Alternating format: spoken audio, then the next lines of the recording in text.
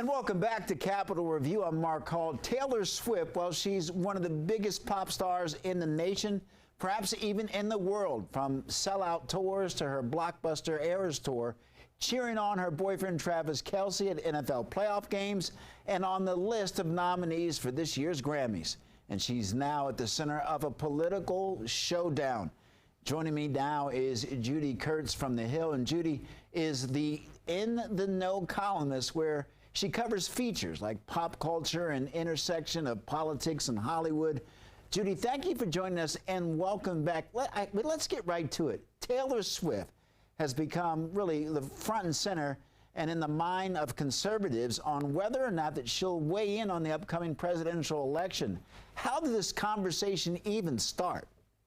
Yeah, absolutely. It seems to have really blown up this week, but you actually have to go back to 2018 for the very beginning of Taylor Swift's kind of political evolution, if you will. That's when she broke her career-long political silence and weighed in on one of the local races out in Tennessee for the first time, urging her fans to vote for a senator or a wannabe senator in that race. Then this week, we've seen with her romance with Travis Kelce of the Kansas City Chiefs, coupled with the success of her Eras tour, she just has really blown up in terms of her celebrity. And then the Chiefs winning the AFC Championship game has also boosted her profile. So there's, after that Chiefs win, a bunch of folks in the conservative circles have floated these conspiracy theories that the football game, the Super Bowl, is going to be rigged, and that's going to set Taylor Swift up for maximum exposure to ultimately endorse President Biden in his reelection bid. I should say there's no evidence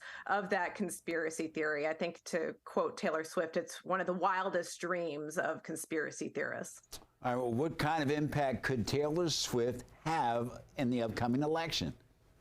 Well, she has, I don't have to tell you, Mark, she has an absolutely massive following, 280 million Instagram followers. And a lot of her fans are Gen Z, that young block of voters, highly coveted for that demographic.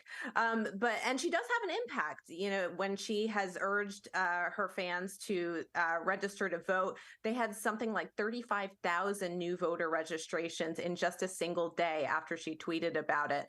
So she certainly has an impact, but that I should couple that with saying that it doesn't necessarily mean that her supporters are going to vote for who she wants them to vote for.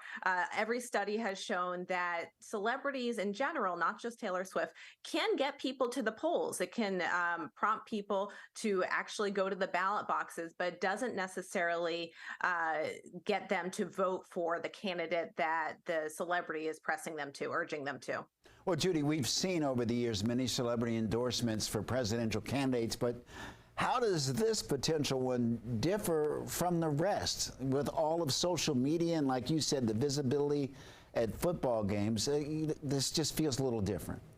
Yeah, I talked to a former congressman this week who's one of the very few people to ever score a Taylor Swift endorsement. And he's called it he's one of the luckiest people in the history of America, in his words, because of that endorsement.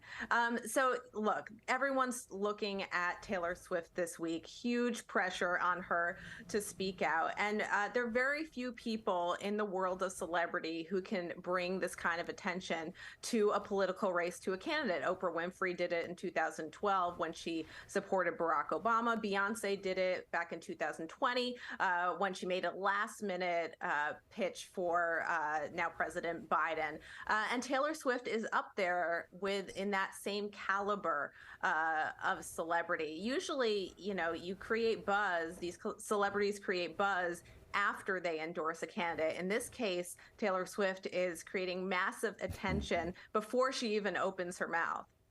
Well, Judy, do you think that Taylor Swift will actually endorse a presidential candidate this year? Because, you know, if that happens, she's now under even a bigger spotlight. I do think she will make a pitch for President Biden and his reelection campaign, but I would not wait on bated breath for that endorsement to come anytime soon. Historically, Taylor Swift has weighed in on political races about a month before election day. And that's usually, most states have a 30-day voter registration deadline. So that's why she is usually weighed in about 30 days before the election. She has said before that she regrets not being more politically vocal earlier in her career and that she wants to be on the right side of history. So I do think eventually she will weigh in on the 2024 race. Judy Kurtz with The Hill, thank you for joining us.